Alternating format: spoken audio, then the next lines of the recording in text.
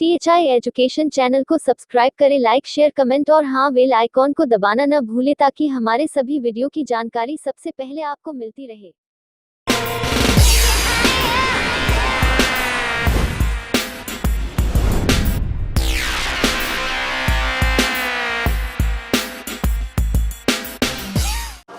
Hello बच्चों, कैसे हैं आप सब। THI एजुकेशन चैनल में आपका एक बार फिर से स्वागत है। हम आप भाई परिचित एक दूसरे से साइंस पढ़ रहे हैं बच्चों। हाई स्कूल की साइंस में फिजिक्स सीख रहे हैं। फिजिक्स में कुछ टॉपिक्स क्लियर हो चुके हैं बच्चों। आज हम एक बहुत ही मज़ेदार टॉपिक्स आपके पास लेकर आए हैं। चुंबकीय क्षेत्र में गतिमान किसी आवेश पर लगने वाला बल, और उस बल को कहा जाता है बच्चों लॉरेंज बल। उस बल को कहा जाता है लॉरेंज बल। आज हम लॉरेंज बल सीखने वाले हैं। बोर्ड की दृष्टि से लॉरेंज बल बहुत इंपॉर्टेंट टॉपिक है बच्चों। तो आज हम लॉरेंज बल सीख लेंगे। बहुत छोटी सी टॉपिक है। लॉरेंज बल ज्ञात करने के लिए हम लॉरेंज बल की दिशा ज्ञात करने के लिए बच्चों हम एक रूल और सीखेंगे, फ्लेमिंग के बाएं हाथ का नियम। फ्लेमिंग के बाएं हाथ का नियम भी याद करेंगे, वो अलग से एक इंपॉर्टेंट टॉपिक है बोर्ड की दृष्टि से। तो हमारे पास दो टॉपिक आज क्लियर होने वाले हैं बच्चों। ध्यान से कॉपी कलम लेकर आप बैठ जाएं। आज हम सीखने वाले हैं कि चुंबकीय क्षेत्र में गतिमान किसी आवेश पर लगने वाला बल, और दूसरी टॉपिक हमको याद करनी है उस बल की दिशा ज्ञात करने के लिए फ्लेमिंग के बाएं हाथ का नियम। तो दोनों बच्चों सीखना है हमको बारी बारी। तो दोनों हम सीखते हैं, क्या बल होगा, कितना बल लगेगा, किस दिशा में लगेगा, सब बातें हमको सीखनी है। तो सबसे पहले हम सीखते हैं चुंबकीय क्षेत्र में गतिमान किसी आवेश पर लगने वाला बल लगता है बच्चों, कितना लगता है वो हमें क्लियर कर लेना है। सबसे पहले हम सीखेंगे चुंबकीय क्षेत्र में गतिमान आवेश पर बल। चुंबकीय क्षेत्र में थोड़ा सा ध्यान रखें बच्चों।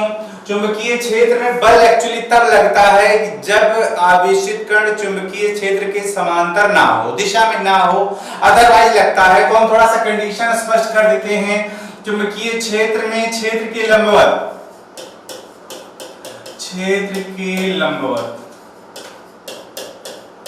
गतिमान आवेश पर बल। गतिमान आवेश पर बल ज्ञात करना है बच्चों। वो बल लॉरेंज बल कहलाता है। हमसे बोर्ड परीक्षा में लॉरेंज बल पूछा जाएगा तो भी यही जवाब लिखना है, और केवल बल पूछा जाएगा तो भी यही जवाब लिखना है। तो सबसे पहले हम भाई चुंबकीय क्षेत्र में क्षेत्र के लंबवत गतिमान आवेश पर बल समझने की लगेगा तो नहीं लगेगा, तो लगेगा तो किस दिशा में लगेगा और उसकी दिशा कैसे ज्ञात की जाएगी, ये तीन बातें हमको सीखनी है। तो सबसे पहले मन में आप ये बैठा लेंगे, जब कोई भी आवेशित कण आप समझते हैं जिसके पास आवेश हो, जैसे इलेक्ट्रॉन, जैसे प्रोटॉन, जैसे अल्फा कण, अगर किसी चुंबकीय क्षेत्र में क्षेत्र के लंबवत होकर गति करते हैं, फिर से बैठा लें, जब कोई भी आवेशित कण किसी चुंबकीय क्षेत्र में क्षेत्र के लंबवत होकर गति करता है तो बच्चों उस पर एक बल कार्य करता है, वही बल लॉरेंज बल कहलाता है।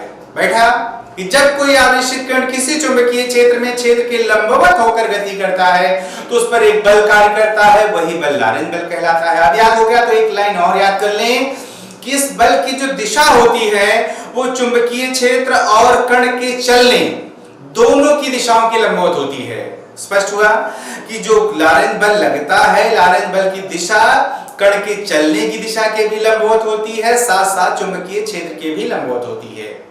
जैसे हमको मालूम चल जाए चुंबकीय क्षेत्र x अक्ष में लगा है, कण y अक्ष में चल रहा है, तो आप स्पष्ट हो लें बच्चों की बल या लॉरेंज बल z अक्ष में लगेगा। तो बल लगेगा कब, किस पर, ये स्पष्ट हो लें। लॉरेंज बल क्या है कि जब कोई भी आवेशित कण किसी चुंबकीय क्षेत्र में क्षेत्र के लंबवत होकर गति करता है तो उस पर एक बल कार्य करता है, और वही बल हम बच्चों जानते हैं लॉरेंज बल कहलाता है। हम ये सीख गए कि उस लॉरेंज बल की जो दिशा होती है वो कण के चलने और चुंबकीय क्षेत्र दोनों के लंबवत होती है। स्पष्ट हुआ? चलिए, स्पष्ट हो गया है तो थोड़ा सा मान लें कि बल लगता है बच्चों, तो कितना लगता है हमको पता लगाना है। तो कितना लगता है, मान लेते हैं कि Q कूलम का आवेशित कण है, एक समान चुंबकीय क्षेत्र B में v वेग से क्षेत्र से थीटा कोण बनाते हुए चल रहा है। तो प्रयोगों द्वारा देखा गया बच्चों की लारेंज बल 4 बातों पर निर्भर करता है। कौन 4 बातें होती हैं? 4 बातें मन में बैठा लें। पहली बात वहां पे आप बैठा लें मन में कि जो लारेंज बल F है वे आवेश के परिमाण के अनुक्रमानुपाती होता है, याद हुआ। दूसरी बात आपको बैठानी क्या बच्चों, आरोपित चुंबकीय क्षेत्र के भी अनुक्रमानुपाती होता है। तीसरी बात आपको बैठानी है बच्चों, कण के वेग के भी अनुक्रमानुपाती होता है, जो आवेशित कण होगा उसके वेग के भी अनुक्रमानुपाती। और चौथी और आखिरी बात हमें क्या याद करनी है कि कण के चलने की दिशा यानी वेग की दिशा और चुंबकीय क्षेत्र की दिशा के बीच बने हुए कोण की ज्या के भी अनुक्रमानुपाती होता है। 4 बातें बैठा लें ध्यान से। हम सीख गए कि जब कोई आवेशित कण किसी चुंबकीय क्षेत्र में क्षेत्र के लंबवत होकर गति करता है तो उस पर एक बल लगता है, वह बल लारेंज बल कहलाता है। लारेंज बल की दिशा हम याद किए कि कण के चलने और चुंबकीय क्षेत्र दोनों की लंबवत होती है, और वह लारेंज बल 4 बातों पर निर्भर करता है। कौन 4 बातें बच्चों? पहली बात कि आवेश के परिमाण के अनुक्रमानुपाती होता है, दूसरी बात आरोपित चुंबकीय क्षेत्र के अनुक्रमानुपाती, तीसरी बात कि कण के वेग के अनुक्रमानुपाती, और चौथी और आखिरी बात कि कण के चलने की दिशा और चुंबकीय क्षेत्र की दिशा के बीच बने हुए कोण की ज्या के अनुक्रमानुपाती होता है बच्चों। 4 बातें मिला दीजिए आप, मिला देंगे आप 4 बातों को तो हमें क्या मिलेगा, हम जान रहे हैं कि हमें मिल जाएगा यह प्रोपोर्शनल हो गया Q के भी, V के भी, B के भी और sin थीटा के भी। हम प्रोपोर्शनलिटी का चिन्ह हटाएंगे बच्चों, कोई कांस्टेंट आ जाएगा, कांस्टेंट का मान प्रयोगों द्वारा निकलता है। यहाँ फोर्स आ गया Q V B sin theta. अब जहां आप बता देंगे कि एक नियतांक है, कि एक नियतांक है जिसका मान प्रयोगों द्वारा निकलता है, और प्रयोगों द्वारा k की वैल्यू भी याद कर लें। प्रयोगों द्वारा k की वैल्यू 1 होती है बच्चों। तो k बराबर अगर 1 हो गया यहां मालूम चल गया, तो फोर्स आप समझ गए कि जो बल लग रहा है उस आवेशित कण पर, लारेंज बल जो लग रहा है उसकी वैल्यू सिर्फ और सिर्फ कितनी आ गई बच्चों, Q V B sin theta. यही किसी आवेशित कण पर चुंबकीय क्षेत्र के लंबवत आवेशित कण पर लगने वाला बल है। ये बल का व्यंजक है। जो सवाल होंगे बच्चों न्यूमेरिकल्स होंगे इस चैप्टर के, आप इसी सूत्र से लगाएंगे और सिर्फ मान रख देंगे बच्चों, मान रख देंगे, आ जाएगा, बड़ी आसानी से आ जाएगा। 4-5 नंबर से कम का आता नहीं है, बहुत आसानी से मिल जाएगा आपको 4-5 नंबर। अगर आप लारेंज बल सीख गए बच्चों तो लारेंज बल में कुछ विशेष बातें सीख लीजिए आप। क्या विशेष बातें आपको सीखनी है? सबसे पहली विशेष बात समझ लें, हम चूंकि जान रहे बच्चों लारेंज बल sin थीटा पर निर्भर कर रहा है, माने थीटा पर निर्भर कर रहा है, थीटा में sin थीटा पर निर्भर कर रहा है। आप समझ रहे होंगे कि जब sin थीटा की वैल्यू मैक्सिमम होगी तो कोण के रूप में f की वैल्यू भी तब आप समझ रहे हैं कि सबसे अधिकतम होगी। क्योंकि हम जानते हैं बच्चों कि जब sin थीटा +1 होता है तभी वही सबसे अधिकतम मान होता है sin थीटा का। sin थीटा +1 कब होता है बच्चों? जब थीटा 90 होता है। थीटा 90 का मतलब कि कण चुंबकीय क्षेत्र के लंबवत चले। तो हमको कंडीशन क्या समझनी है कि पहली कंडीशन हमको विशेष बात पहले हमको यही सीखनी है कि यदि आवेशित कण चुंबकीय क्षेत्र के, पहली कंडीशन हमको समझनी है कि यदि कण चुंबकीय क्षेत्र के लंबवत गतिमान हो, चुंबकीय क्षेत्र के लंबवत गतिमान हो बच्चों, अगर चुंबकीय क्षेत्र के लंबवत गतिमान होगा तो थीटा 90 हो जाएगा और उस दशा में sin 90 +1 होगा। sin 90 जब +1 होगा तो ये कोण के रूप में सबसे अधिकतम मान को व्यक्त करता है, तो उस टाइम f मैक्स हो जाएगा, मैक्सिमम हो जाएगा, और तब इक्वेशन 1 से, समीकरण 1 से f मैक्स आपको पता चल जाएगा। समीकरण 1 से आप f मैक्स सीख गए। कितना सीख गए बच्चों f मैक्स? आप जान गए कि आ गया केवल Q V और B। ये लारेंज बल का सबसे अधिकतम मान है बच्चों। ये कब लगेगा? जब आवेशित कण चुंबकीय क्षेत्र के कैसे होगा? लंबवत। ध्यान रहे आपको कि लंबवत होने पर मैक्सिमम बल लगता है। दूसरी बात हमें याद कर लेनी है कि जब यदि आवेशित कण चुंबकीय क्षेत्र के समांतर गतिमान हो, समांतर गतिमान हो। भाई चुंबकीय क्षेत्र के समांतर गतिमान होगा तो हम समझ रहे हैं कि थीटा 0 हो जाएगा। और तब समीकरण 1 से आप F क्या जानेंगे बच्चों? समीकरण 1 से आप F जानेंगे q v b sin 0 हो जाएगा। अगर आप ट्रिग्नोमेट्री से जानते हैं sin 0 की वैल्यू 0 होती है तो हम समझ गए पूरा फोर्स भी 0 हो जाएगा। क्या सीखे हम ये सीखे कि क्षेत्र के समांतर प्रवेश होने पर कोई बल नहीं लगेगा। जब डिफिनीशन सीख रहे थे तो इसीलिए बार-बार कहा जा रहा था कि चुंबकीय क्षेत्र के लंबवत गतिमान हो। तो चूंकि आप चाहे जैसे गतिमान कर देंगे तो समांतर में भी गतिमान होगा और समांतर में बच्चों कोई बल नहीं लगता। ये मन में बैठा रहे। बड़ा सा सवाल आ जाता है कभी-कभी कि एक इतने कूलाम का आवेश है, इतने वेग से इतने चुंबकीय क्षेत्र में और क्षेत्र के समांतर होकर गति कर रहा है तो उस पर लगने वाला लॉरेंट बल बताइए। आप गलती कर देते हैं क्या कि F बराबर QVB लगा देते हैं बच्चों, जबकि आपने क्षेत्र के समांतर पर ध्यान नहीं दिया। जब क्षेत्र के समांतर गति करेगा तो थीटा 0 हो जाएगा। थीटा 0 होने पर sin 0 0 हो जाता है और उस दशा में कोई भी बल नहीं लगता है बच्चों। इसी बल के आधार पर चुंबकीय क्षेत्र की परिभाषा, चुंबकीय क्षेत्र की दिशा की परिभाषा दी जाती है कि चुंबकीय क्षेत्र की दिशा वह दिशा होती है जिस दिशा में किसी आवेशित कण के चलने पर उस पर कोई बल नहीं लगता। कोई पूछे चुंबकीय क्षेत्र की दिशा क्या होती है तो आप ये जवाब दे सकते हैं कि चुंबकीय क्षेत्र की दिशा वह दिशा होती है जिस दिशा में अगर कोई आवेशित कण चलता है तो उस पर कोई भी लॉरेंट बल नहीं लगेगा। तो दो कंडीशन सीखे बच्चों, एक तो लंबवत गतिमान होगा तो बल सबसे अधिकतम होगा और समांतर गतिमान होने पर बल सबसे न्यूनतम होगा और 0 हो जाएगा। एक और बात सीख लेनी है बच्चों तीसरी, यदि कण विरामावस्था में हो, यदि कण विरामावस्था में हो तो क्या होगा? विरामावस्था में क्या वेग होगा उसके पास? आप समझ रहे हैं कि आपका जवाब होगा उसके पास वेग 0 हो जाएगा। और बच्चों का समीकरण 1 से क्या सीख पाएंगे हम कि बल भी हमारा 0 हो जाएगा। मतलब क्या सीखे हम? मतलब ये सीखे कि चुंबकीय क्षेत्र में विराम में स्थित आवेशित कण पर कोई लॉरेंट बल नहीं लगेगा। क्लियर? लॉरेंट बल खत्म बच्चों। सब बात हम दोहरा दे रहे हैं, एक बार ध्यान से सुन लें कि जब कोई आवेशित कण, लॉरेंट बल आप डेफिनेशन लिखे हैं कॉपी में, नहीं लिखे हैं तो एक बार लिखे हैं तो मिला लें, नहीं लिखे तो लिख लें कि जब कोई आवेशित कण किसी चुंबकीय क्षेत्र में क्षेत्र के लंबवत होकर गति करता है तो उस पर एक बल लगता है, वही बल लॉरेंट बल कहलाता है।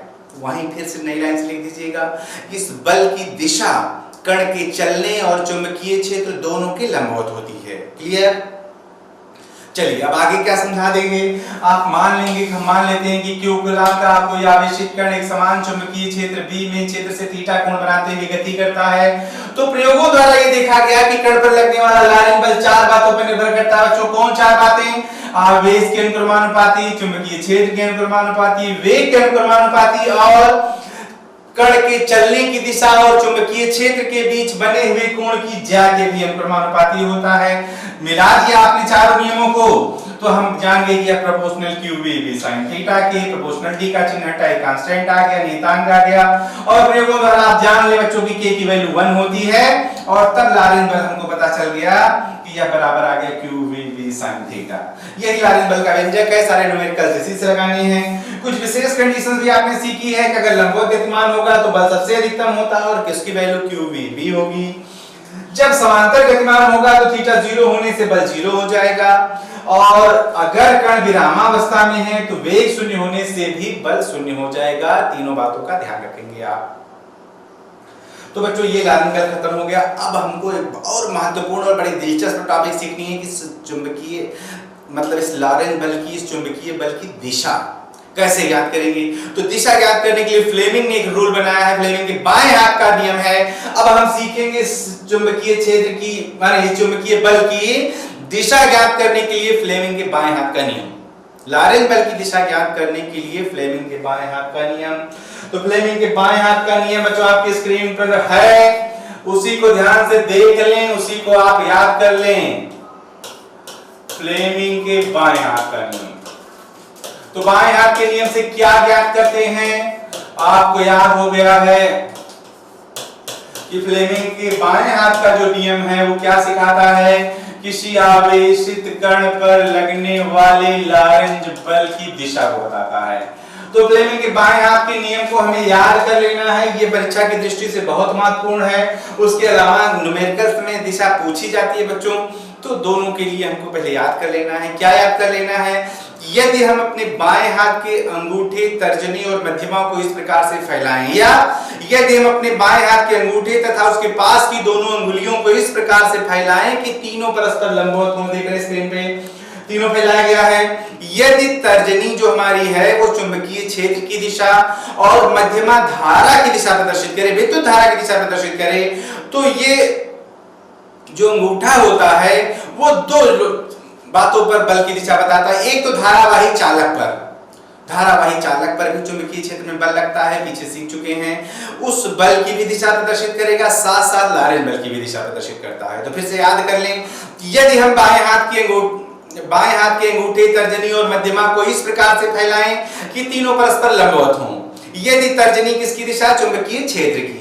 मध्यमा किसकी दिशा? धारा की दिशा प्रदर्शित करे, तो अंगूठा धारावाही चालक पर या गतिमान आवेश पर लगने वाले बल की दिशा बताएगा। याद हुआ?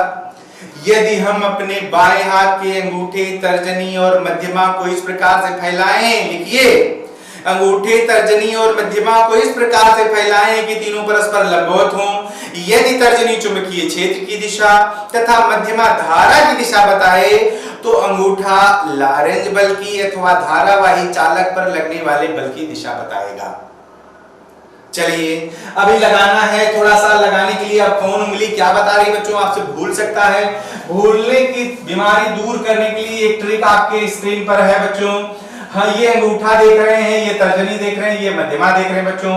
अंगूठा हमने कहा कि भाई तर्जनी किसकी दिशा बताएगी? चुंबकीय क्षेत्र की। मध्यमा किसकी दिशा बताएगी बच्चों? धारा की।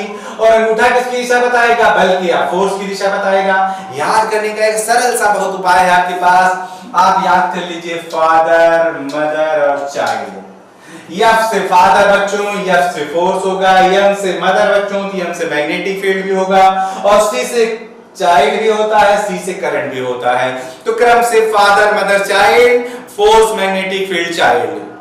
याद हो गया भाई? फादर, मदर, चाइल्ड तो याद रहेगा। एफ से फादर, एफ से फोर्स, एम से मदर, एम से मैग्नेटिक फील्ड, सी से करंट, सी से चाइल्ड। याद हो गया? तो याद हो गया। देख रहे हैं, अंगूठा बल दिखा रहा है, तर्जनी चुंबकीय क्षेत्र दिखा रही है और मध्यमा धारा दिखा रही है बच्चों। यही फ्लेमिंग के बाएं हाथ का नियम है। अब हम फ्लेमिंग के बाएं हाथ के नियम को लगाने वाले हैं। लगाने में आपको सबसे पहले ध्यान देनी है धारा की कौन दिशा होती है। तो धारा की दिशा आप जानते हैं, धनावेशों के चलने की दिशा होती है या ऋणावेशों के चलने की विपरीत दिशा होती है। तो बच्चों, सवाल जब दिशा कहीं आपसे पूछा जाएगा तो आप ये पहले क्लियर हो लीजिएगा कि जो चलने वाला आवेशित कण है वो धन कण है कि ऋण कण है। जैसे इलेक्ट्रॉन आप जानते हैं बच्चों, कैसा कण है? ऋण कण है। प्रोटॉन कैसा कण है? धन कण है। अल्फा कण कैसा कण है? धन कण है। न्यूट्रॉन कैसा कण है? उदासीन कण है। क्लियर? तो जो भी कण होगा आपको ध्यान रखना है कि धन आवेशों के चलने की दिशा धारा की दिशा होती है या ऋण आवेशों के चलने की विपरीत दिशा धारा की दिशा होती है। अब आप फ्लेमिंग के बाएं हाथ का नियम लगाकर अगर आप दिशा कहीं ज्ञात करना चाहेंगे तो कैसे ज्ञात करेंगे? सपोज करिए ब्लैक बोर्ड में चुंबकीय क्षेत्र की दिशा अंदर की ओर है और एक इलेक्ट्रॉन ऊपर जा रहा है। आपसे पूछा गया भैया इस पर लॉरेंज बल की दिशा बताओ, तो तुरंत फ्लेमिंग के बाएं हाथ का नियम फैलाएं हम फैला देंगे। तर्जनी किसकी दिशा में? चुंबकीय क्षेत्र, आपने कहा ब्लैक बोर्ड के तल में अंदर। मध्यमा किसकी दिशा में? धारा की दिशा में। धारा मतलब धनावेशों के चलने की दिशा या ऋणावेशों के चलने की विपरीत दिशा। बच्चों, ये इलेक्ट्रॉन है। अब इलेक्ट्रॉन अगर ऊपर जा रहा है, ऋण कण है, ऊपर जा रहा है, तो धारा किधर जाएगी? नीचे। तो मध्यमा हम समझ गए नीचे। तो अंगूठा किसकी दिशा बताएगा बच्चों? लगने वाले बल की। तो हम समझ गए कि बल जो हमारा होगा वो दाएं लगेगा। लिख देंगे ऐसे दिशा, और प्रैक्टिस कर लें आप। कहीं भी और दिशा निकालना पड़ा तो आप और भी निकाल लेंगे।